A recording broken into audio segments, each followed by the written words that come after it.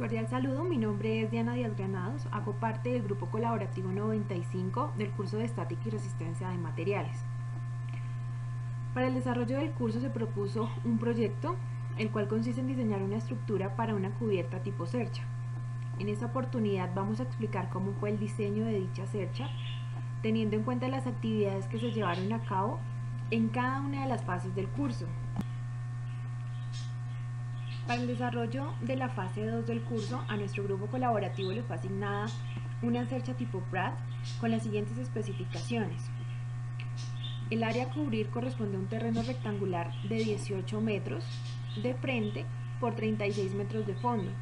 Las cerchas tendrán una separación de 3 metros entre sí con una pendiente de 20 grados. Se construirán con perfil de acero estructural A36 y este perfil debe tener un ángulo de piernas iguales a L64 por 64 por 4.8. Inicialmente damos nombre a cada uno de nuestros nodos con letras mayúsculas y de izquierda a derecha.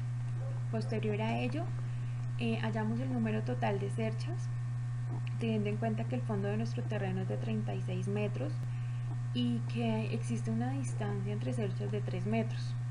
Al realizar esta operación nos da como resultado un total de 13 cerchas. El lado de la cuerda inferior es la distancia que existe de A a G, pasando por los nodos L, K, J, I y H. En este caso es de 18 metros. El largo de la cuerda superior es la distancia que existe de A a G, pasando por los nodos B, C, D, E y F. Se halla por medio de esta ecuación, que sería el largo de la cuerda inferior, en este caso 18 metros, dividido en el coseno del ángulo, que serían 20 grados. Tenemos un largo de cuerda superior igual a 19,16 metros. Hallamos también el área de influencia, que es igual a 3 metros, que es la distancia que hay entre cerchas, y lo multiplicamos por el largo de la cuerda superior, que son 19,16, y nos da un área de influencia de 57,48 metros cuadrados. Tenemos en cuenta la velocidad del viento para cálculos posteriores, que es de 18 metros sobre segundo cuadrado para este caso. Necesitamos hallar las cargas externas, pero para ello también es necesario hallar la longitud de estos elementos, teniendo en cuenta pues el grado de inclinación de la cercha. En el caso de estos elementos AL, LK, KJ, etc., tenemos en cuenta que el largo de la cuerda superior es de 18 metros y que contamos con 6 secciones. Entonces, al realizar esa división, los 18 dividido en los 6, pues tenemos una longitud para estos elementos de 3 metros. Para el resto de los elementos hacemos uso de la trigonometría. Por ejemplo, para el caso de AB, en este elemento, entonces hacemos, como ya tenemos el ángulo y tenemos el valor del cateto adyacente, hacemos uso del coseno, que al despejarlo, al resolverlo, nos da una longitud de AB de 3,2, y como este ángulo de 20 grados existen para todos estos elementos, pues será la misma longitud para elementos como BC, CD, DE, etc. Bueno, tenemos la longitud, el ejercicio nos da la longitud de DJ, que es de 3.27. Esta cantidad nosotros la dividimos en 3, que serían para estos dos elementos, y de esa manera pues hallamos la longitud de estos elementos. Con esas longitudes, entonces, haciendo uso de la función trigonométrica de tangente, pudimos hallar estos dos ángulos, que es de en este caso viene siendo de 47.5 y en este de 36, para poder hallar las longitudes de estos elementos con ayuda de la función trigonométrica de coseno, teniendo en cuenta pues que ya teníamos la longitud del cateto opuesto y necesitábamos hallar solamente la hipotenusa. En este caso pues nos dieron resultados, por ejemplo en el caso de CL de 3.7 y en el de KD de 4.4, que se repiten en los nodos DI y H. Después de hallar todas las longitudes, entonces se hace una sumatoria de todos estos elementos, que en este caso pues nos da de 63,25 metros.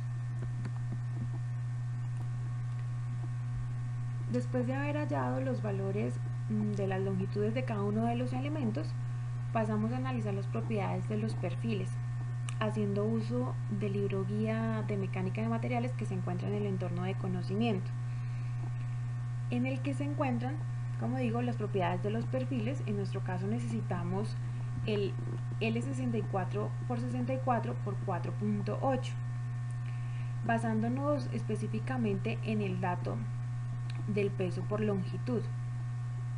En este caso es de 4.60 kilogramos por metro, pero el ejercicio nos habla de un perfil enfrentado, es decir, de dos perfiles, por lo que esta cantidad, los 4.60, tenemos que multiplicarlo por 2 y de esta manera obtenemos pues los 9,2 kilogramos por metro.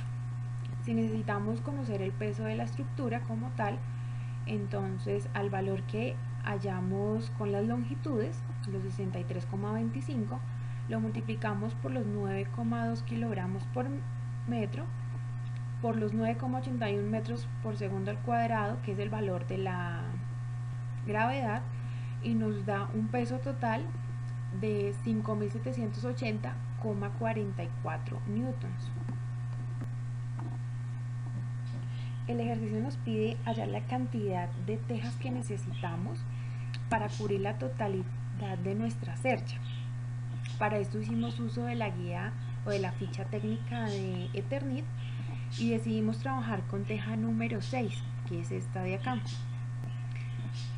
Para hallar la cantidad de tejas que necesitamos, entonces es necesario dividir en dos el largo de nuestra cuerda superior. En este caso la cuerda superior es igual a 19,16 y esa división nos da 9,58 metros. A esa longitud la dividimos en estos 1,69 metros, que es la longitud que tiene nuestra teja. Eso nos da un valor de 6 tejas, es decir que a este lado necesitamos 6 tejas y a este lado necesitamos otras 6 tejas. Para cubrir los 3 metros de ancho del área de influencia, entonces necesitamos primero tener el valor del ancho de nuestra teja, que en este caso es de 0,87. Entonces los 3 metros que tenemos de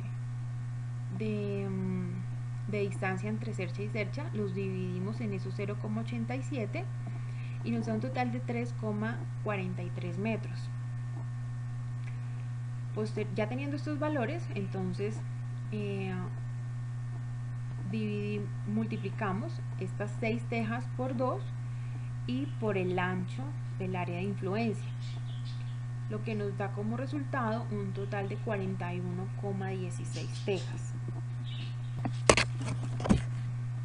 Ahora llamo las cargas externas. Existen dos cargas vivas y cargas muertas. Las cargas vivas se calculan teniendo en cuenta la masa de una persona por cada metro cuadrado en el área de influencia. En este caso el peso o la masa de una persona, entonces 70 kilogramos por metro al cuadrado, por el área de influencia que hallamos al inicio, que fue de 57,48 metros cuadrados, y multiplicamos por el valor de la gravedad, que es 9,8 metros sobre segundo al cuadrado, obteniendo un resultado de cargas vivas de 39.471,52 newtons. Las cargas muertas o fijas, entonces en esta encontramos cargas como el propio peso de la cercha, que viene dada por la longitud de los elementos que la componen, por el peso de los perfiles, que era de 9,2 kilogramos por metro, por los 9,81 metros sobre segundo al cuadrado, que es el valor de la gravedad, dando un resultado de 5.708,44 newtons. Otra carga muerta, entonces el peso de las tejas. Anteriormente vimos pues que obtuvimos un valor de 41,16 metros. En la misma ficha técnica de Eternit encontramos el peso de las tejas. Para la número 6 es de 19,11 kilogramos. Y lo multiplicamos por el valor de la gravedad, obteniendo un valor de carga muerta por peso de tejas de 8.998,51 newtons. Otra carga muerta, el peso por las correas de celosía, que bueno, nos dieron 42 metros, eso lo multiplicamos por el peso, que es de 5 kilogramos por metro, y por la gravedad de 9,81, y nos da un valor de 2060,1 newtons. Tenemos además las cargas de viento, que es la presión dinámica del viento por el área de influencia. Sabemos que la presión dinámica del viento viene dada por un medio de la densidad del aire por la velocidad del aire al cuadrado. Al realizar esta operación, entonces encontramos un valor por cargas de viento de 344,88 newtons. Se hace una sumatoria de las cargas muertas y esta sumatoria nos da 17.111,93 newtons. Se realiza la sumatoria de las cargas vivas y muertas, que en este caso es de 56.583,45 newtons, que pasados a kilonewtons pues nos da 57. Es necesario hacer la distribución de cargas en cada uno de los nodos de nuestra estructura. Entonces, para ello tenemos la carga total, que son los 57 kilonewtons, dividido en la cantidad de nodos menos 1. ¿Cuántos nodos hay? Entonces 1, 2, 3, 4, 5, 6, 7. Entonces quedaría 57 kilonewtons menos 6 y nos da una carga de 9,5 kilonewtons. Esa carga la debemos distribuir en los nodos centrales, en B, en C, en D, en E y en F. Para los nodos laterales, los externos, ponemos esta misma carga dividida en 2, es decir, de 4,75. De esta manera, pues se hace la distribución de las cargas en cada uno de los nodos. En la fase 3, el proyecto del curso consistía en calcular las fuerzas internas de cada una de las barras de la estructura, haciendo uso del método de los nodos. En esa oportunidad se nos dio esta cercha, pues en esta ya están distribuidas todas las cargas y halladas pues todas las longitudes de cada uno de los elementos de la estructura. Antes de encontrar las fuerzas internas, hallamos las reacciones por el método de equilibrio de cuerpos rígidos. Asumimos que las reacciones de AY y GY son hacia arriba y que las de AX son hacia la derecha. Al realizar la sumatoria de fuerzas en X, encontramos que en X solo está AX igual a 0. La sumatoria de fuerzas en Y, entonces AY más GY menos la sumatoria de todas las fuerzas externas es igual a 0. Al pasar al otro lado, pues pasan positivas y nos queda que AY más GY es igual a 57,696 kilonewtons. Por último, pues se aplica el momento con respecto a A, asumiendo que los momentos en el sentido de las manecillas del reloj es positivo. Los puntos B, C, D, E, F y G producen momentos positivos que vienen siendo iguales pues a la fuerza por la distancia. Entonces tenemos, hacemos factor común de la fuerza, que es 9,616 por la distancia. En este caso entonces sería 3, 6, 9, 12 y 15, más esta fuerza, que es de 4,808 por la distancia, que son 18 metros, menos este GY por 18, igual a 0. Al realizar las operaciones encontramos que GY es igual a 28,84 kilonewtons. Al despejar, bueno, este GY se puede reemplazar en esta ecuación para poder hallar el valor de AY. Entonces AY más GY igual a 57,696. Al despejarla encontramos que AY es igual a 28,84 kilonewtons. Vemos que tanto AY como GY son iguales debido a que estamos hablando de una estructura simétrica. Como ya se hallaron las reacciones, se procede a determinar las fuerzas internas de cada uno de los elementos por el método de los nodos, que consiste en aplicar pues equilibrio de partículas en cada uno de estos. Tenemos una estructura simétrica, es decir, que esta parte de acá va a tener los mismos valores que esta parte, por lo que solo vamos a hallar o a calcular las fuerzas internas de los nodos A, B, L, C, K y D. Vamos a suponer que todos los nodos están en tensión. Si hallamos algún valor negativo, pues querrá decir que ciertamente el nodo no se encontraba en tensión, sino en compresión. Procedemos a hallar las fuerzas internas de los nodos. Empezamos con el nodo A, hacemos un diagrama de cuerpo libre, donde identificamos pues cada una de las fuerzas y de los elementos que participan ahí. Luego realizamos la sumatoria de fuerzas tanto en X como en Y. En X encontramos a AL, que es esta, más AB por el coseno de 20, que es esta partecita. En Y encontramos a 28,84 menos esta fuerza de aquí, que es de 4,808, más AB por el seno de 20. Al despejar las ecuaciones, pues encontramos que AB es igual a menos 70,26, es decir, que no estaba en tensión, sino en compresión, y AL igual a 66,02, que efectivamente estaba en tensión. Después hallamos el nodo L, entonces también identificamos, hacemos el diagrama de cuerpo libre, encontramos a B, a K y a L. También hallamos las fuerzas, la sumatoria de fuerzas en X y en y determinamos pues que en X está LK menos AL.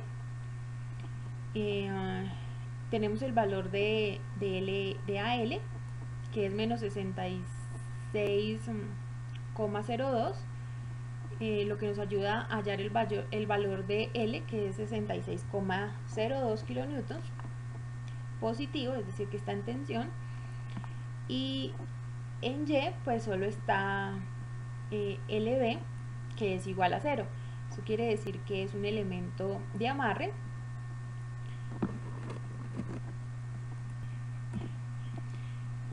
el nodo B, pues volvemos a hacer el diagrama de cuerpo libre, identificamos pues la fuerza de 9,616 kilonewtons, identificamos a C, a K, a L y a A. Hacemos la sumatoria de fuerzas en X y en Y. En X encontramos que, bueno, BC por el coseno de 20 más BK por el coseno de 20 menos BA por el coseno de 20 es igual a 0. En Y, entonces BC por el seno de 20 menos BK por el seno de 20 menos 9,616 kilonewtons menos BA por el seno de 20. Al realizar el sistema de ecuaciones de 2 por 2, entonces encontramos los valores de BK y de BC. BK pues nos da menos 14,06 y BC menos 56,2 kilonewtons. Como son negativos, pues eso quiere decir que los dos estaban en compresión. Después hallamos pues el nodo K. También identificamos a J, a C, a B y a L. También volvemos a hacer obviamente la sumatoria de fuerzas en X y en Y. En X entonces encontramos KJ menos KL menos BK por el coseno de 20. Y en Y encontramos a KC más BK por el seno de 20.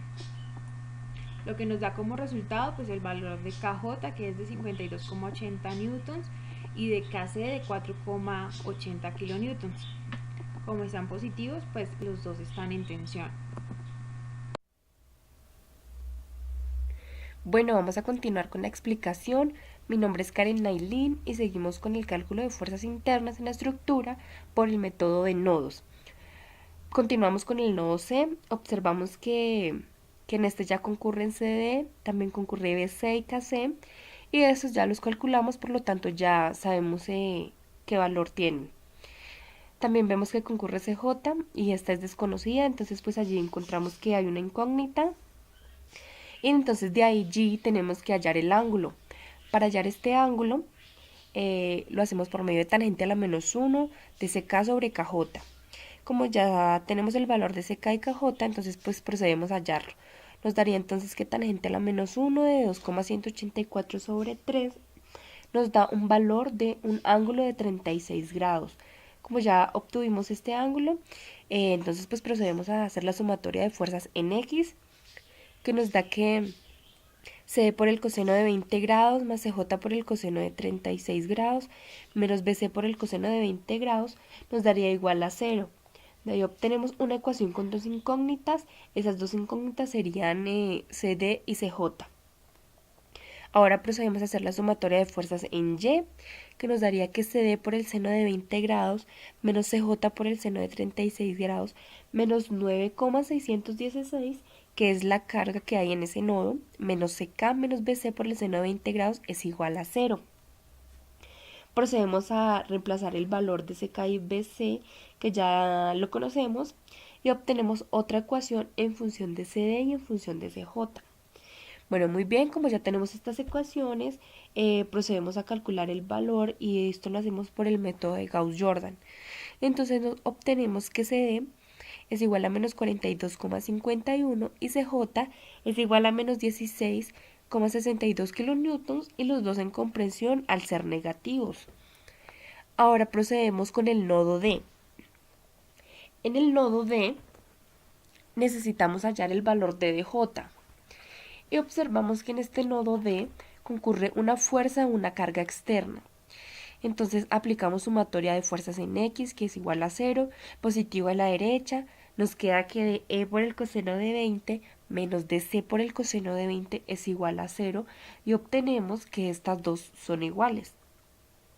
Y como ya conocemos CD, entonces muy bien sabemos que ya obtuvimos el valor de DE, que nos daría negativo y sería igual a menos 42,51 kilonewtons en compresión, porque CD y DE son nodos gemelos.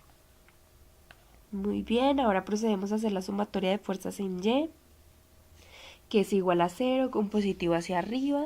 Entonces nos daría que menos 9,616 menos DC por el seno de 20 grados, menos D por el seno de 20 grados, menos DJ es igual a 0. Procedemos a reemplazar los valores que ya conocemos, el valor de D y el valor de C. Entonces nos daría que DJ es igual a menos 20, es igual a 29,06 menos 9,616 para obtener un valor en DJ de 19,45 kilonewtons que daría tensión al ser positivo.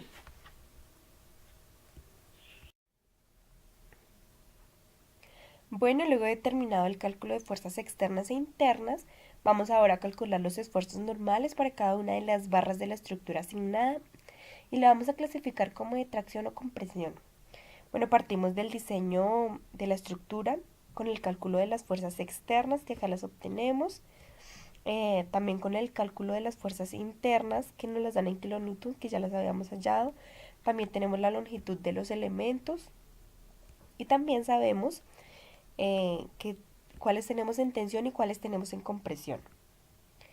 Como bien sabemos, esta estructura tiene un perfil L64 por 64 por 4.8 doble o enfrentado.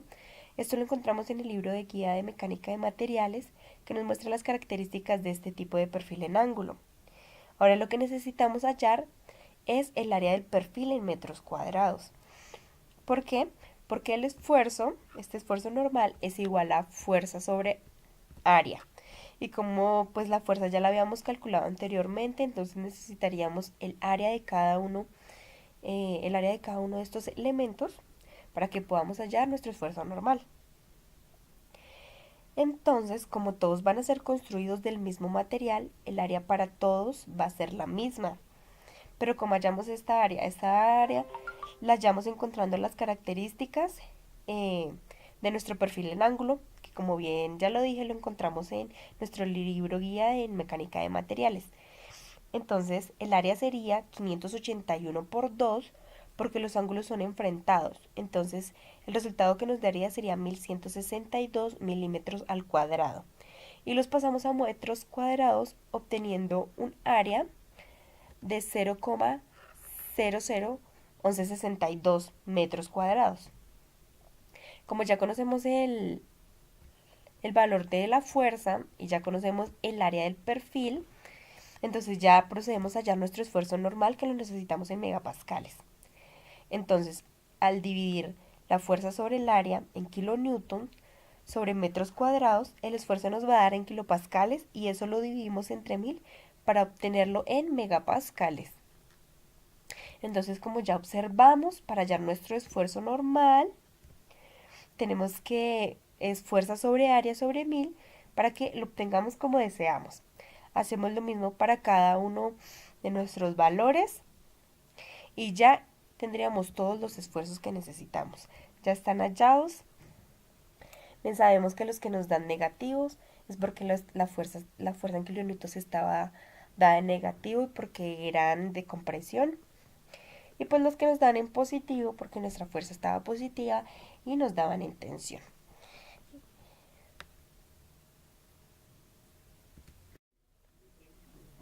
Bueno, luego de que ya habíamos calculado los esfuerzos normales, procedemos a calcular los factores de seguridad para cada una de las barras de la armadura y los elementos que nos den en tracción los vamos a verificar bajo esfuerzo.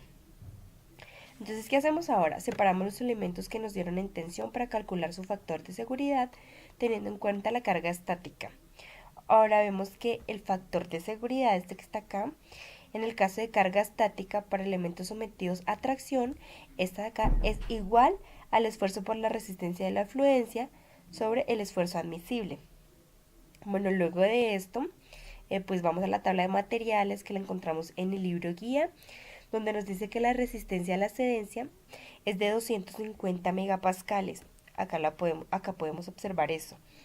Porque la teoría de carga estática dice que cuando un elemento está sometido a tracción y este es un material dúctil, entonces lo que se tiene primero en cuenta para hallar el factor de seguridad es la resistencia a la excedencia. ¿Por qué? Porque él va a fallar primero por excedencia antes que fallar por separación. Bueno, ¿qué tenemos ya? ya tenemos el esfuerzo admisible que lo habíamos hallado que era igual a fuerza sobre área. ¿Qué vamos a hacer? Entonces vamos a dividir estos 250 megapascales que tenemos acá en cada uno de los esfuerzos. Entonces en cada uno de cuáles esfuerzos de este de acá, en cada uno de estos lo vamos a dividir para hallar el factor de seguridad. Y entonces después de que ya hallemos nuestro factor de seguridad, vemos que este nos daría infinito. ¿Por qué? Porque es un elemento de amarre. Y entonces, porque el esfuerzo, como no está sometido ni a tensión ni a comprensión, solamente nos sirve ahí de ¿qué? De amarre. Bueno, como ya calculamos el factor de seguridad, los elementos de tracción, ahora vamos a calcular los elementos en compresión. Estos vamos a hacerlo entonces por carga crítica, es decir, asumiendo que son columnas largas y aplicando la ecuación de Euler.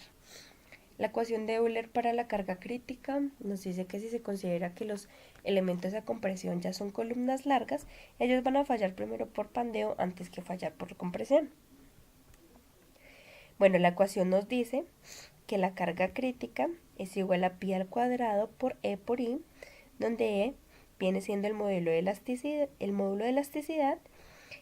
e I viene siendo el momento de inercia de la sección sobre la longitud al cuadrado. Bueno, el módulo de elasticidad lo encontramos en el libro de guía de mecánica de materiales y este módulo nos da un valor, acá lo tenemos, de 200 gigapascales. Para todos es igual porque el material es el mismo en todos los elementos. Ahora seguimos con el momento de inercia. Tenemos que determinar el menor, que es L por Lx, y nos da un valor de 4,46 por 10 a la menos 7 en todos nos da igual. Bueno, como ya tenemos la longitud, procedemos para hallar las cargas críticas, donde multiplicamos acá pi al cuadrado por el módulo de elasticidad, que vendrían siendo estos, por mi momento mínimo, y sobre la longitud al cuadrado. Bueno, acá ya obtenemos el valor, el 200 lo pasamos a gigapascales, y al final el resultado lo dividimos entre 1000 para pasarlo a kilonewtons, para que lo tengamos en kilonewtons y después se nos sea más fácil poder hallar el factor de seguridad. Bueno, seguido de esto, ya hemos hallado pues el valor de las cargas críticas y entonces sabemos que el factor de seguridad va a ser igual a la carga crítica, o sea, la carga máxima que se le puede aplicar antes de que falle por pandeo, sobre la carga real aplicada. En este caso, vendría siendo esta. Bueno, luego de hacer esta operación de la carga crítica sobre la fuerza real aplicada, vamos a obtener estos valores, que serían nuestros factores de seguridad.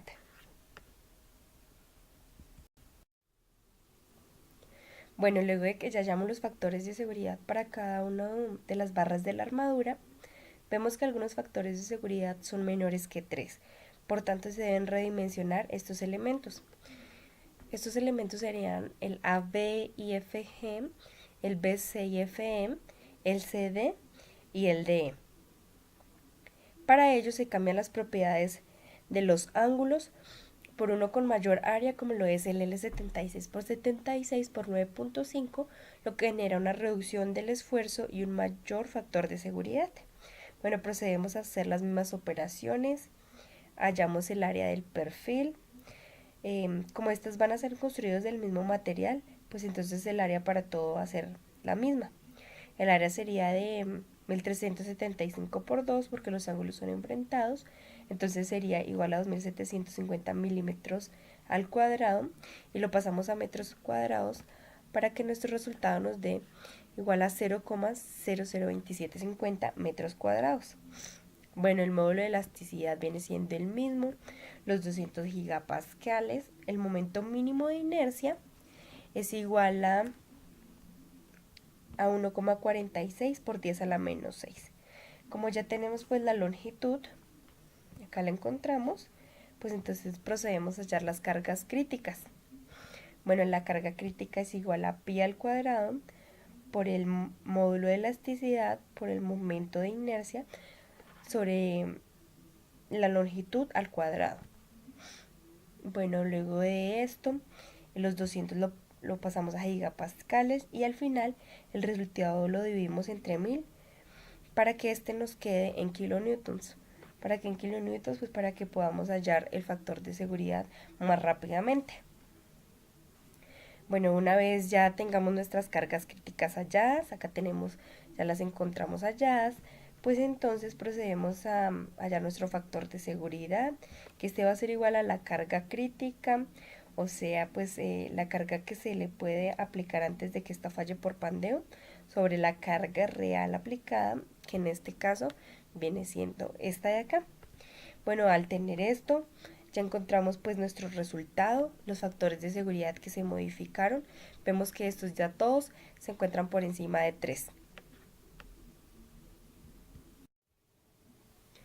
Bueno, finalmente culminamos con el diseño pues de esta estructura, de esta cubierta, donde se logró calcular las fuerzas internas de la estructura. De igual forma se calcularon las fuerzas normales y se hallaron los factores de seguridad del perfil estructural, donde se tuvieron que rediseñar algunos elementos. Entonces, pues, esto fue todo por el momento. Agradecemos mucho su atención.